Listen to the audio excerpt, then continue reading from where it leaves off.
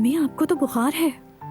अरे तुम्हें कहा ना कि फिक्र मत करो, खुद को संभाल लूंगी, परेशान मत हो। नहीं नहीं, ऐसे नहीं चलेगा, चलें डॉक्टर के पास।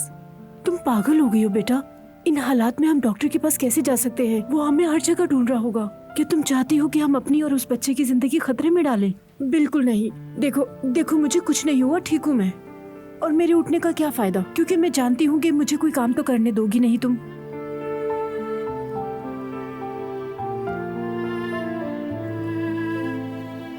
और तुम लोग तो हर चीज और सारे मसाइल खुद ही हल कर लेते हो, तो फिर मुझे आखिर उठने की क्या जरूरत है? आप बस आराम करें आयशा आंटी, भरोसा रखें, मैं इसका कोई हल निकाल लूंगा, आप फिक्र मत करें। देखो, तुमने वादा किया था, तुम यल्दरे के पीछे नहीं जाओगे। मुझे अपना वादा याद है, मैं उसके पीछे नहीं जाऊंगा। फिलहाल तुम्हारी अम्मी की सेहत अहम है। तो फिर तुम क्या करने वाले हो? मुझे किसी की मदद मिल सकती है जिसे मैं जानता हूँ।